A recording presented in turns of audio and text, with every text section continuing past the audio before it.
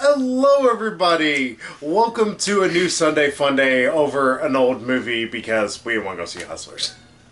Yeah, y'all are going to have this review and a surprise review. In short, we don't know what we're going to watch. We're going to give y'all two Sunday Fundays for the price of one, since we don't give a shit about going to see Hustlers. I don't fucking care.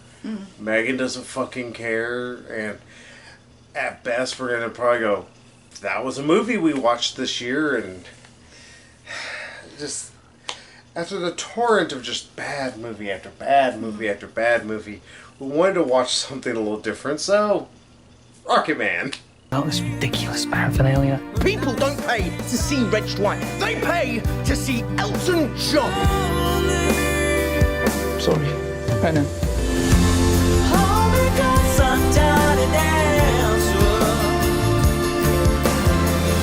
Do you even care how much pressure I'm under? Not really. I'll still be collecting my 20% long after you've killed yourself.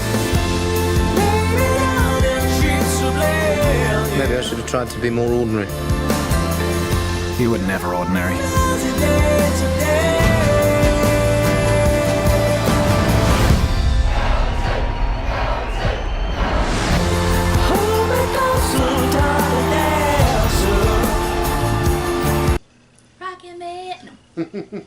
Yeah, as y'all can see, we decided to watch Rocketman. We originally missed it earlier this year. If we were able to devote a little bit more time to this, probably would have actually saw it. And yes, as y'all, even though I'm filming this on the 14th, I decided to wear my shirt a little day late. Only noticed it because the camera is freaking out because it keeps thinking Jason is a person. Yeah, you're trying to facial recognition. Yeah, it's like, is that a person? So, we're going to let actually the bigger resident musical lover out of us. She's the bigger lover of musicals than I am. Yeah, I thought you were trying to say the bigger lover of music. Yeah, musicals. I to throw it out there, I am not a big fan of musicals. You like Little Shop of Horrors and that's it. I like Little Shop of Horrors, Moulin Rouge I can put up with. I like the music from Rocky Horror Picture Show. You I always don't care like the the movie. The movie's kind of shit. Sorry, y'all. I know. The movie's kind of weird, I'll grant you, but it's not just weird. It's nonsensical to the point to where it's actually. It's kind of a parody movie in its own way. Yeah, I can name a lot more musicals I hate over a lot more musicals that I actually like, and that's I could name them all 5, and it'll take me 5 seconds. You want me to start even? I was like, what musicals have you seen? See, I know you don't like Grease. Grease, Chee Chee Bang Bang, Cats. You seen Chee Chee Bang Bang? I don't like Chee Chee Bang Bang. I fucking hated it as a kid, and I still hate it to this day. Chee Chee Bang Bang, Chee Chee Bang Bang, I love you. I fucking hate the song. It's just stuck in my head all day long. I don't like Sound of Music. Sorry, y'all. I don't much care for... Well, you are 16, going on 17. No, she's not. Actually, this one gets to be a year older by the time we do the next Sunday Funday, maybe. 5 more days. Yeah, 5 days.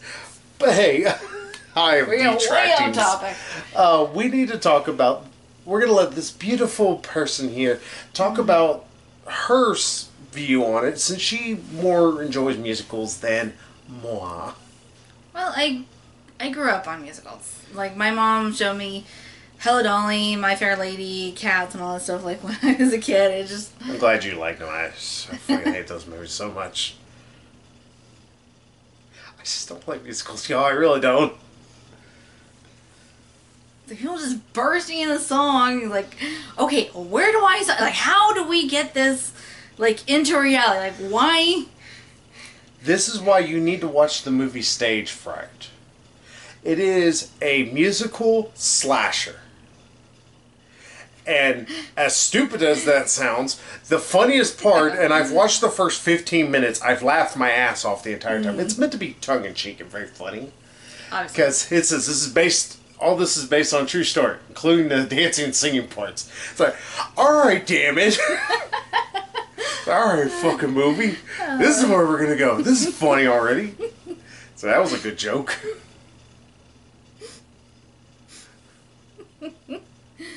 Oh, yeah.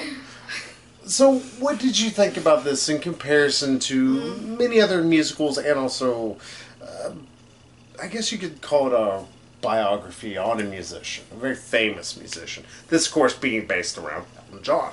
Mm-hmm. So, what did you think of it? Dude, Bite cries. Actually, I think it's... Yeah, that's the one. Like, yeah, I liked it. I even made a comment to him at some point that, yeah, I could easily see this being like a stage musical. I mean, you have elements of, like, he walks into rehab at the beginning in this very flamboyant costume, and... He's Elton John. He Yeah. looks exactly like what you would think Elton John would look like. And as he's going through the story of his life, he takes off more and more of this outfit, slowly stripping away the persona and just revealing the person on the inside. Not quite a subtle metaphor, but... Yeah, but to be fair and to start giving a little bit of my opinions on this is a movie that, like, I think we kind of talked about this a little bit during the film. Of course, we watched it here in my own house because we didn't get to see it in theaters. Mm-hmm. But it reminds... The best way to put it, this is what I wanted Bohemian Rhapsody to be. Bohemian Rhapsody seemed like it should be this, bigger-than-life film that still manages to humanize a larger-than-life figure. Instead, Bohemian Rhapsody ended up making a... Freddie Mercury just seemed like this regular schmuck that nobody really gives a shit about, and he's kind of just... Shit happens to happen around him. Yeah, it's kind of humanized Elton John in a way that Bohemian Rhapsody just kind of fell flat on his face trying to do with Freddie Mercury. What also helps is feels very Elton John. Like, all this, even though, yeah, in Bohemian Rhapsody, almost all the songs are Queen songs. Here, most of them are Elton John. There is actually, at one point, in fact, one moment I really like, they play Pinball Wizard, my favorite Who song. I know that some people fucking hate Tommy with a passion. I cannot help it. I fucking love Pinball Wizard. But they have he's singing and it's just in this like chaotic sequence, and it's awesome. Well, I mean, there's even a sequence where he goes out on stage at the Troubadour, this nightclub in LA, and he's like floating, and the audience is floating, and it's very like trippy, magical moment. Like, okay, this is that kind of movie. Okay, thanks, movie. Well, to be fair, like before the entire movie, just a quick explanation of what in the hell this movie is. Those who don't know or have not seen it yet, I don't know how, it's been out since May. But this is a tale of Elton John's early life, of his rise through music, and his struggles with depression, substance abuse, suicide attempts, different kinds of addictions throughout his entire life, up to probably bulimia, supposedly. Yeah, up to about 1990s or so, give or take. I'm not 100% sure on all of it. And it never... The one thing I gotta say about this movie, just to give my opinions on it, it actually feels, even though it's very fantastical, like constant, they're breaking down the songs, and it feels Moulin Rouge-esque in a way of the fact that, people just kind of stop and then start singing just for no reason, but I'm okay with that here, because... Yeah, people are just like, just dancing around in the background, singing along to the songs, like, okay, I can dig it. I grew up on musicals, so... And I do like, at one point, there's a bit of a breakdown with that they do the Saturday Night's Alright for Fighting, like they do that song. First of all, they hit all the major notes of Elton John songs. In fact, some like ones I was like, oh yeah, he did do that song. I was like, I didn't know he did this song. Yeah, only one or two that are more obscure to us in our generation. Yeah. But I'm thankful we didn't have somebody naming off every fucking tune. It's like, oh, And my it's like, God. no, I buy stuff. No, Shelly, shut up. Sorry, still can't get over that lady of Bohemian Rhapsody. I don't know why. She just stays stuck in my head. But, yeah, but like with all these different dance sequences, it's not just them singing Elton John's songs, but it's also trying to contextualize them within this moment of his life. Like, at one point, he's singing a song dealing with love and, you know, wanting love, but not truly gaining it from those he truly wants. And it's also his father and mother singing it because their own... the best way to describe it is the very strained relationship that he has with them. His father pretty much just... Is a prick. Yeah. And I'm pretty sure some of it's exaggeration, and he probably still is a bit of a dickhead, to put it nicely. But if any of it is true, it's like, holy shit, sorry, Elton. Actually, Dwight. Reggie. Yeah, Reggie. Reggie Dwight. Yeah, he's got 2 first names. Bothers me so much. But yeah, they will break out in songs, and also you do get to see a little bit of his mother. It's just kind of... She's English, she's very English. She's kind of trampy, and she also kind of just uses Reggie for her own wants at times, and also kind of... There's points where she could almost redeem herself. It's like, oh, and then it's like, oh, okay, well, never mind, you just shot that in the foot. Yeah, big old floozy's more concerned with just having fun than, you know, raising a kid. Yeah, and get So it. it seems like the kid's mostly just raised by his grandmother, which, thank God. Because she actually encourages his music and encourages him in general. Yeah, and it's, like I said, or like you've kind of talked about, and also we said with Bohemian Rhapsody, this feels like it still humanizes Elton John because the music is fantastical. It kind of hits on constantly the, you know, fantastical elements of, you know, what to help to inspire the writing process for the gentleman who wrote Elton John songs for him. And it also does not shy away from that. It doesn't try to tell. It's obviously not all of this is true.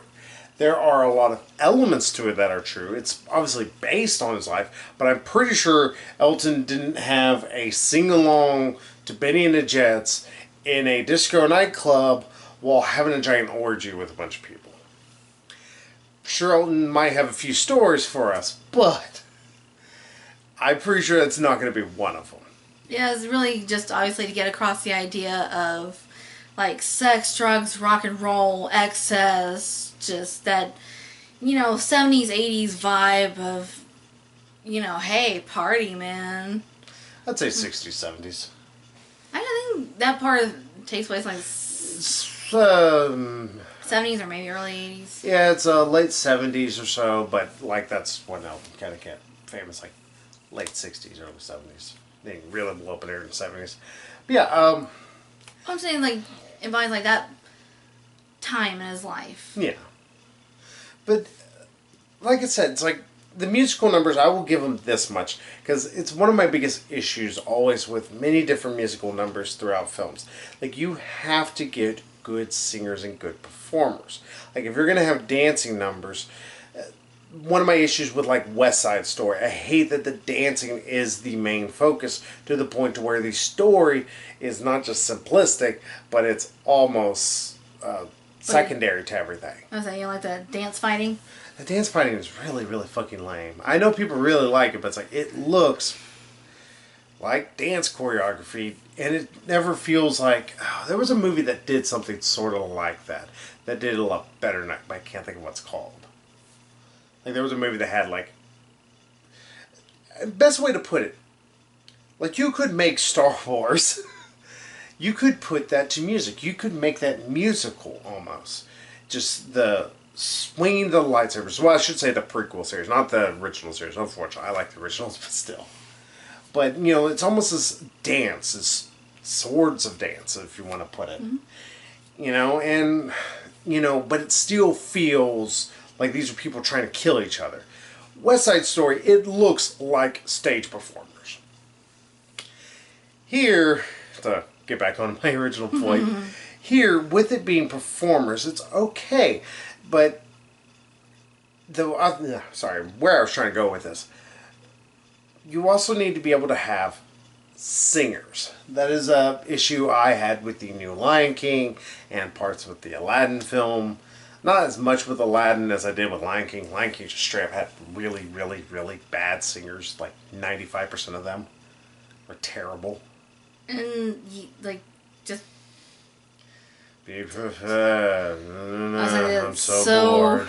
unenthusiastic, abbreviated abomination that was Be Prepared. Like, God, Yeah. really? One of the most iconic songs from the original. And it's like, meh. Like, here, we're giving it to you. Yeah. But here, first off, I gotta say, Taron Egerton actually does a fantastic job, not just portraying Elton John, but also actually singing his tunes. There's a few notes he goes a little, that's not quite as good as you probably should, Taron. Let's do another take. Oh, we don't have enough money and time to be up there. Yeah, it's like he might be a good singer, but he's not a professional singer. Yeah. But that's It's fine. He does a decent job singing-wise, and I think acting-wise. Like, a lot of the mannerisms, like, yes, this is very much the just flamboyant, just larger-than-life Elton John. And I'm not even a fan of Elton John. Yeah, it just... Sorry.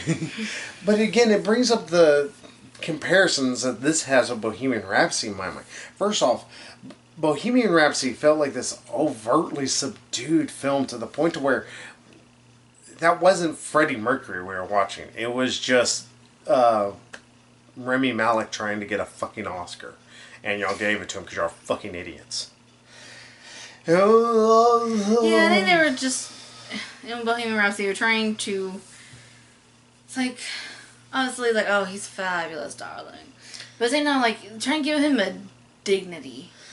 I was like, okay, I kind of get that, but it's like... They really didn't accomplish it. Yeah, just... Like I said, it fell flat in really capturing his essence. Yeah, here, this feels like Elton John. Like, all the songs, there's a point at one point there's a time during the movie that one guy's like, oh, you're just writing nothing but sad songs and singing nothing but sad songs. And especially whenever they recontextualize some of the songs, it adds a sadder flair to happier songs. A nice way to put it. And that I have to commend the director and also the not just cinematographer but also the writer, everybody who was able to recontextualize some of these songs. It's like, okay, that's an interesting way of doing things. And not only that, but that's the best way to put this, they still feel like Elton John songs. They still feel bombastic. They still feel larger than life, even though we're also still telling a story. And they never feel like they take away from the movie. Like, that always is my issue with musicals. Some musicals will stop so we can have a song. It's a thing that Disney eventually figured out, kind of forgot whenever Frozen became a thing. And Moana. Ugh. Fucking hate Moana. Just put it this way. If you took away all the songs, the movie would flow a lot better, actually. No pun intended.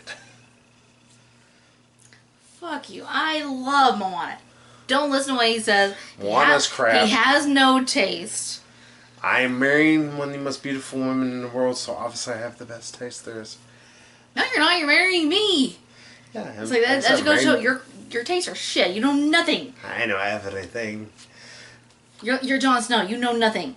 You think so? I guess so.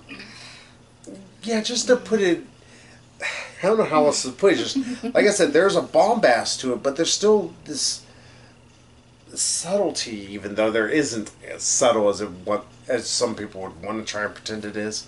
But that's okay. I want this bombast. I want this to be a bit in my face.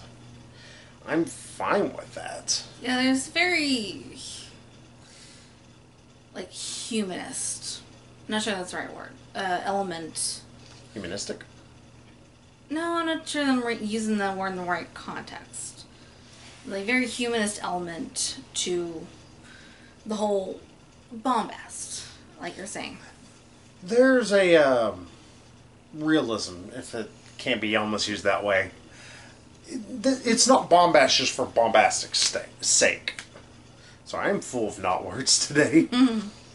Yeah, it never feels like, oh, hey, we're just going to take a break to do a song, and it's just going to be this weird, random thing.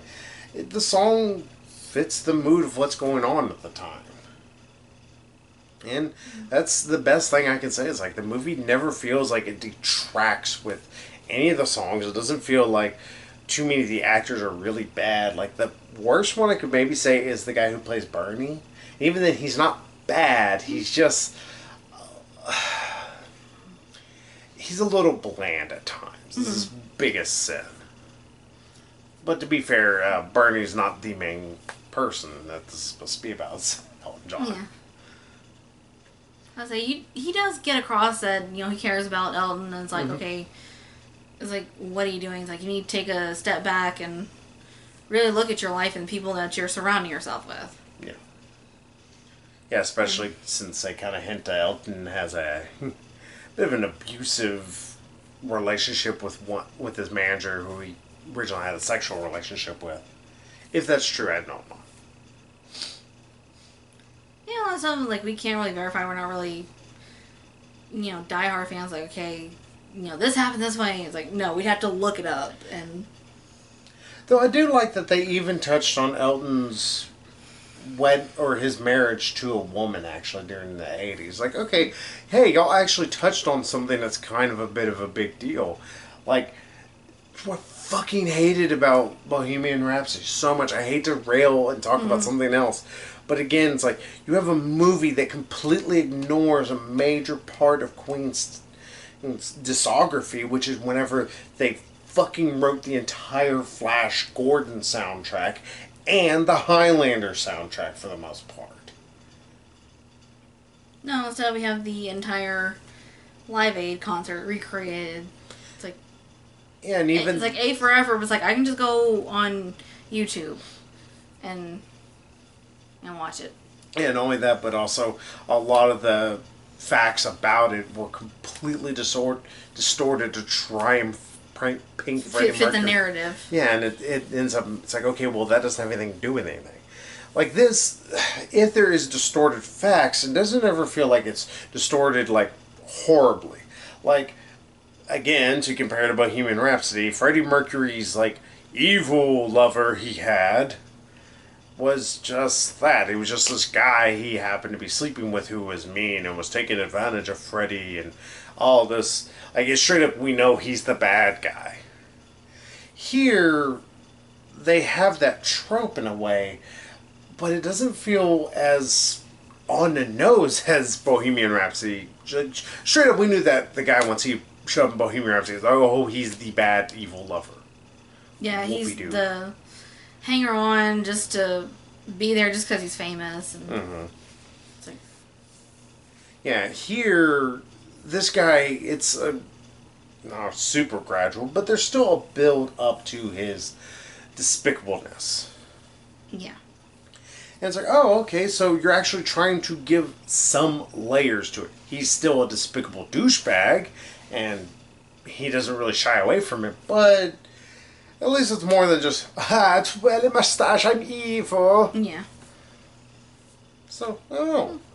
Like I said, not only that, but I wanted the musical numbers. I want Bohemian Rhapsody to have musical numbers. I'm fine with that. Yeah, it's very Elton John.